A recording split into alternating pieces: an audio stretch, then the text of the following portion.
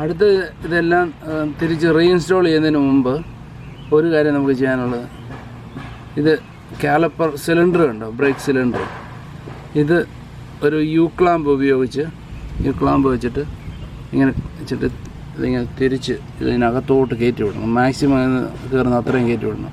എന്നെങ്കിലേ പുതിയ ബ്രേക്ക് പാഡിനകത്ത് നമ്മൾ ഫിറ്റ് ആകത്തുള്ളൂ.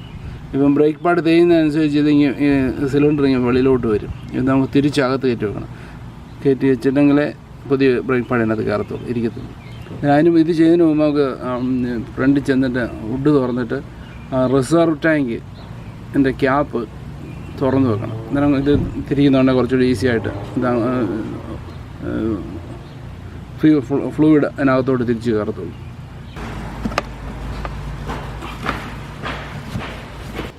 ഇതെല്ലാമാണ് എൻ്റെ റീപ്ലേസ്മെൻറ്റ് പാർട്സ്.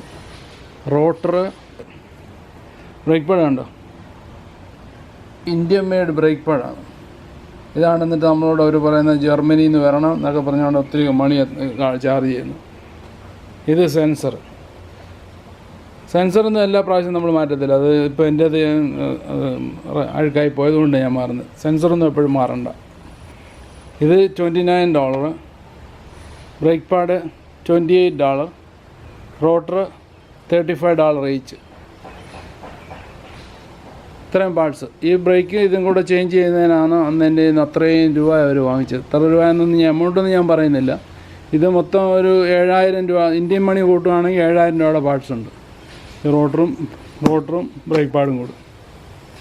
റോട്ടർ തിരിച്ച് വെക്കുന്നതിന് മുമ്പ് ഈ ഗ്രീസും ഒക്കെ ഉണ്ടെങ്കിൽ ഗ്രീൻ റെസിഡ്യൂ, ഓയിൽ റെസിഡ്യൂ ഉണ്ടെങ്കിൽ എന്താ ബ്രേക്ക് ക്ലീനർ ഉണ്ട്, ഇത് വെച്ച് ക്ലീൻ ചെയ്യണം കേട്ടോ. ഇത് വെക്കുന്നതിന് മുമ്പ് സ്പ്രേ ചെയ്ത് കൊടുത്താൽ നല്ല ക്ലീൻ ചെയ്തിട്ടേ വെക്കാം.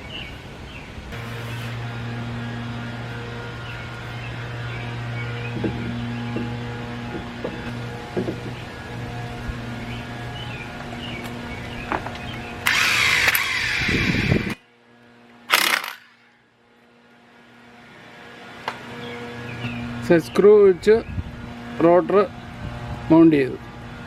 ഇനി ബ്രേക്ക് പാഡ് വെച്ചിട്ട് ആദ്യം നമുക്ക് ഇതാ ഇൻസ്റ്റാൾ ചെയ്യേണ്ടത്, ബ്രാക്കറ്റ് ഇൻസ്റ്റാൾ ചെയ്യണം. 1 and 2. ഈ 2 ബോൾട്ട്, ഇതിൻ്റെ torque value 80 pound per ബോൾട്ടാണ്. 80 pound. അതിന് ടോർക്ക് റേഞ്ച് വെച്ച് ഇതിപ്പോൾ ഞാനിത് ചെയ്യുമ്പോൾ ഇത് എക്സ്റ്റൻഷൻ ഇട്ടുകൊണ്ട് നമ്മൾ ചെയ്യുമ്പോഴല്ലോ ടോർക്ക് വാല്യൂ അത്ര ആക്യുറേറ്റ് ആകത്തില്ല. അതുകൊണ്ട് ഞാൻ 85 ടോർക്ക് റേഞ്ചിൽ അഡ്ജസ്റ്റ് ചെയ്തിട്ട് ടോർക്ക് ചെയ്യാൻ പോകണം. ഇതാണ് ടോർക്ക് റേഞ്ച്. ടോർക്ക് അഡ്ജസ്റ്റ് ചെയ്യുന്നത് ഇതിലാണ് ടോർക്ക് അഡ്ജസ്റ്റ് ചെയ്യുന്നത്. ഇത് തിരിച്ച് നമുക്ക് വേണ്ടിയ ഫുട് പൗണ്ട് എത്രയാണെന്ന് വെച്ചാൽ അത് വെച്ചിട്ട് ഇത് ടോർക്ക് ചെയ്യുമ്പോൾ ഇങ്ങനെ എക്സ്റ്റൻഷൻ ഇട്ടുകൊണ്ട് നമ്മൾ ടോർക്ക് ചെയ്തിട്ടുണ്ടല്ലോ, ടോർക്ക് അത്ര ആക്യുറേറ്റ് ആകത്തില്ല. അതുകൊണ്ട് ഞാനിത് 80 എന്നുള്ളതാണ് ഇവർ കമ്പനി പറയുന്നത്. 80 ഫുട് പൗണ്ട് പെർ ബോൾട്ട് എന്നാണ് പറഞ്ഞിരിക്കുന്നത്. ഞാനതുകൊണ്ട് 85 വെച്ചു. കാരണം ഇത് അത്ര ആക്യുറേറ്റ് അല്ലാത്തതുകൊണ്ട് ഇങ്ങനെ ചെയ്യുന്നുണ്ട്.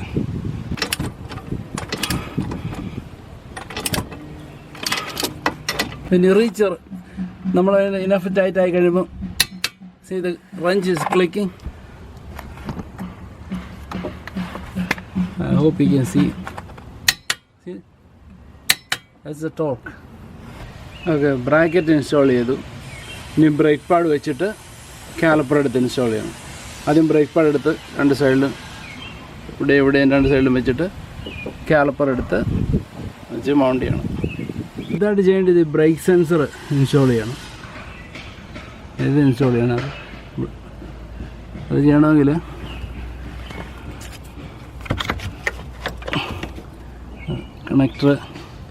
ഈ കണക്ടർ ഉണ്ട്. ഈ കണക്ടറിലോട്ട്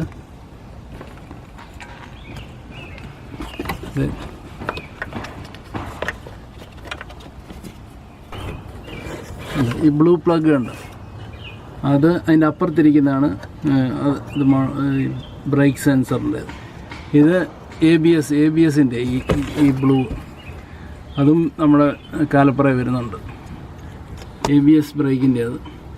എന്നിട്ട് ഈ വയറിങ്ങനെ വയർ ചെയ്ത് ബാക്കിൽ കൂടെ റൺ ചെയ്ത് ടയറിൻ്റെ അവിടെ കൊണ്ടുവരണം, ടയർ ബേയിൽ കൊണ്ടുവരണം. ഇതിൻ്റെ ഉൾവശത്ത് പോകുന്ന ബ്രേക്ക് പാഡും ഈ വെളിയിൽ വെക്കുന്ന ബ്രേക്ക് പാഡും തമ്മിൽ ഒരു സ്ലൈറ്റ്ലി ഡിഫറെൻ്റ് ഉണ്ട്. കണ്ടോ, ഇതിൻ്റെ ബാക്ക് കണ്ടോ, കാണാൻ തോന്നുന്നല്ലേ? ഓക്കെ, ഇതെങ്ങനെ വെക്കുന്നതിൻ്റെ ഉദ്ദേശം, ഈ ബ്രേക്ക് സെൻസർ ഉണ്ടല്ലോ, ബ്രേക്ക് സെൻസർ ആണോ, ഇത് ഇവിടെ ഇങ്ങനെയാണ് നമ്മളിത് ക്ലിപ്പ് ചെയ്ത് വെക്കുന്നത്. ബ്രേക്ക് പാഡ് വെച്ചതിന് ശേഷം കാലിപ്പർ എടുത്ത് വെക്കണം. Okay, caliper I mounted. This is a foot pressure for this 2 bolt, 17 foot per bolt. Okay, I got to torque it. You see, I put the sensor. See the sensor wire? Sensor wire go all the way to the blue, right next to the blue connector, other side. All the way here, go to the back of the inside brake pad. കാലിപ്പറിൻ്റെ bolt tight ചെയ്യുമ്പോൾ ഇതിൻ്റെ ഇങ്ങേ സൈഡിൽ ഒരു സ്ലോട്ടുണ്ട്. അവിടെ നമ്മൾ 15 mm ഒരു open wrench വെക്കണം. ആ സ്ലോട്ട് വെച്ചെങ്കിലേ നമുക്കിത് ടൈറ്റ് ചെയ്യാനൊക്കെ ഒക്കത്തുള്ളൂ, അല്ലെങ്കിൽ അത് റൊട്ടേറ്റ് ചെയ്തോണ്ടിരിക്കും നമുക്ക്. ഓക്കെ, മനസ്സിലായോ? അത് ഇവിടെ ഒരു റഞ്ച് വെച്ച് കൊടുക്കണം. അവിടെ ഒരു സ്ലോട്ടുണ്ട്, ഈ റഞ്ച് വെക്കാനുള്ള സ്ലോട്ടുണ്ട്. അത് വെച്ച് കൊടുത്തെങ്കിലേ നമുക്കത് ഇതിനകത്ത് ടൈറ്റ് ചെയ്യാനൊക്കെ ഒക്കത്തുള്ളൂ. അത്രേ ഉള്ളൂ റോട്ടറും ബ്രേക്ക് പാഡും ചേഞ്ച് ചെയ്യാൻ. Job complete. ഓക്കെ, ഇനി ടയറോട് വെച്ച് കഴിഞ്ഞാൽ ജോലി കഴിഞ്ഞു. Okay, thank you for watching.